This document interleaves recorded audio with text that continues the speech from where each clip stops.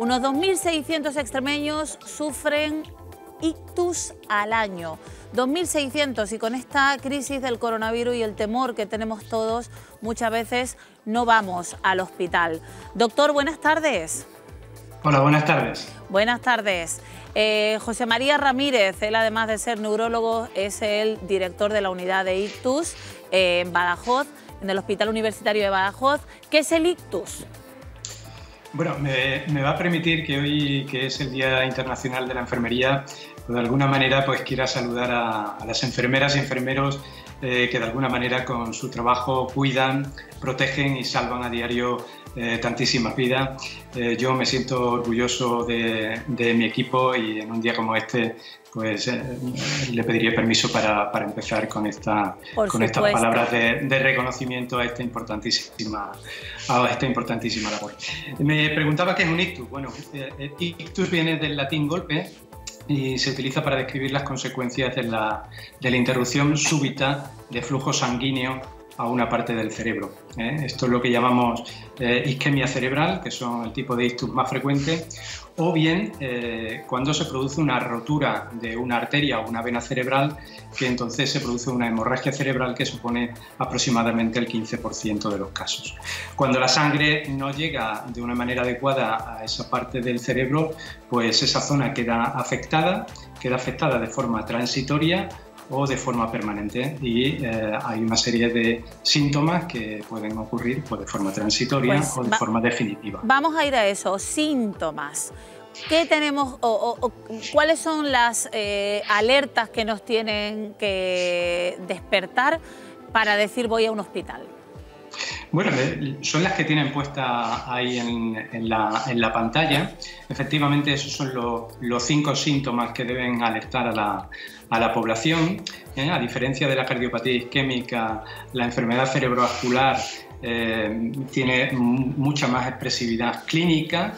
La cardiopatía isquémica pues práctica y exclusivamente dolor torácico, pero en el ictus hay muchos síntomas y a los que debiéramos prestar atención son a esos 5 que ven ahí en la pantalla. Una pérdida de fuerza repentina, sobre todo en media parte del cuerpo, una pérdida brusca de visión, también sobre todo si ocurre en un campo de la visión, tener una dificultad para expresar o comprender el lenguaje, la pérdida de equilibrio o de inestabilidad, también de forma súbita, y por supuesto un dolor de cabeza que sea muy brusco, muy intenso, también puede ser un síntoma de ictus, aunque no es uno de los síntomas más frecuentes que podemos ver. Ante esto, o acudir corriendo a un hospital si tenemos la posibilidad, o llamar al 112. Exacto. Ante la presencia de la aparición súbita de estos síntomas, hay que llamar al 112 y se establece un circuito de atención preferente para este tipo de pacientes con potencial sospecha de un ictus agudo. Doctor, ¿y cuáles son las causas de un ictus?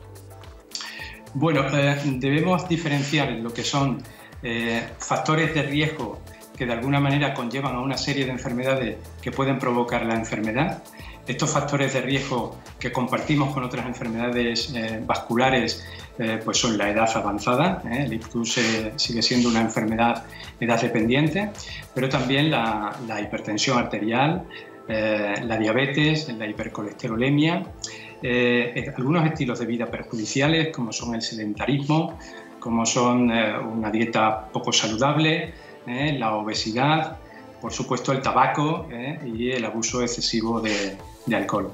También algunas enfermedades cardíacas favorecen la posibilidad de tener un ictus, algunas cardiopatías, algunas arritmias como la fibrilación auricular, y luego esta serie de factores de riesgo pues conllevan algunas enfermedades que pueden generar el ictus, como es la arteriosclerosis, como estas enfermedades potencialmente embólicas, o la afectación de vasos pequeños del cerebro que provocan unos subtipos de ictus que son infartos lacunares.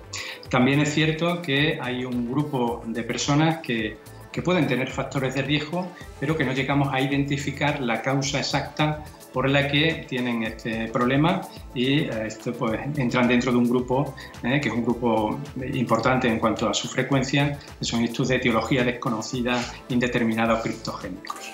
Doctor, ¿y el tratamiento de un ictus o los tratamientos? Bueno, el tratamiento habría que diferenciar lo que hacemos en un primer momento de lo que hacemos luego en una segunda etapa. El objetivo fundamental es restablecer el flujo sanguíneo lo antes posible para conseguir que esa arteria que está tapada dentro del cerebro la podamos abrir y que ese tiempo de isquemia cerebral pues tenga el mínimo impacto posible en la salud futura del individuo. De forma coloquial, lo que debemos hacer en esta fase aguda es apagar el fuego. Luego, en una segunda etapa, pues el objetivo es ver qué factores de riesgo tiene ese individuo, ver cuál es la causa íntima que ha provocado el ictus y ponerle un tratamiento preventivo para que esto, ajustado a la causa del ictus, para que esto pues, no vuelva a suceder. Doctor, perdóneme, estoy viendo unas imágenes que están poniendo mis compañeros, no estas, las iniciales. Parecía como una especie de aplicación de móvil o algo así, ¿verdad? Sí, esta es una aplicación que hemos lanzado con el apoyo del Servicio Extremeño de Salud y también de Fundesalud, y que se llama Extremictus, que está a disposición de todos los ciudadanos de nuestra comunidad autónoma y que pretende ser una guía tanto para ciudadanos como para profesionales para, en el caso de que alguien tenga la sospecha de estar presenciando este problema, con una serie de parámetros que están previamente definidos y que son muy sencillos de clicar, pues establece el itinerario más rápido y más efectivo para atender a ese paciente en el menor tiempo posible. Esto es lo que hace la app en esencia. Extremictus, pues es importante decirlo. Y doctor, creo, y lo he leído alguna vez, me corrige usted si me equivoco, las primeras horas son fundamentales. No es lo mismo acudir antes de 2 horas que después de 2 horas. Entonces es fundamental ir cuanto antes, acudir cuanto antes o llamar cuanto antes al 112. Sí, sin ninguna duda. El tratamiento de esta enfermedad es tiempo dependiente, de tal manera que las probabilidades de que un paciente se pueda recuperar prácticamente ad integrum para hacer o seguir haciendo la vida que hacía antes de tener el proceso, pues depende del momento exacto en el que lo atendamos. De tal manera que si se retrasa mucho la atención de ese paciente, pues se puede perder la oportunidad de tratamiento. Para que vean de una forma gráfica lo que puede suceder, si nosotros atendemos a estos pacientes dentro de las 3 primeras horas, solo tenemos que atender a 4 de ellos para que recuperemos a uno totalmente, para que pueda hacer una vida de forma independiente. Eso que denominamos los médicos de una forma técnica NNT, es una NT muy buena para este tipo de tratamiento.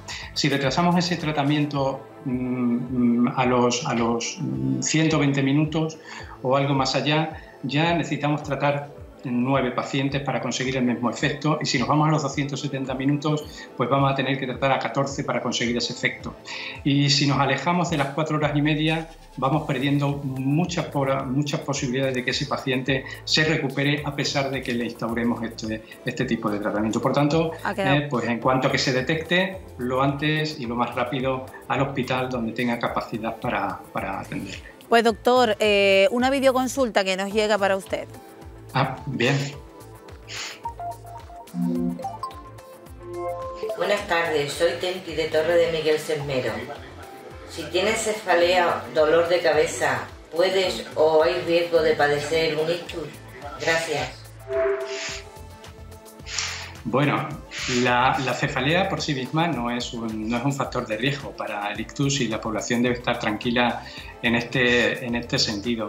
Sí que es cierto que hay un subtipo de cefalea, que es la migraña, que sí que comporta un ligero incremento de la probabilidad de tener un ictus. Pero el ictus como complicación de una migraña es extraordinariamente raro.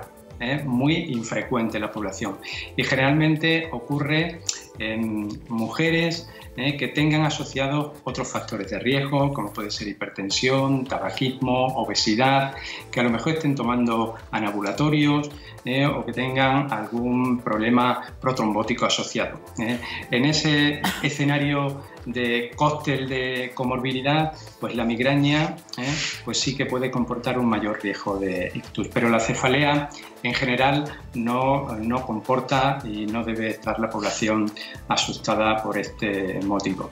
Otra cuestión aparte es si alguien sufre una cefalea de forma muy intensa, repentina, brusca, no conocida previamente por la persona. En ese caso conviene avisar al 112 y ir rápidamente al hospital porque puede tratarse de algún problema neurológico agudo y entre ellos un ictus.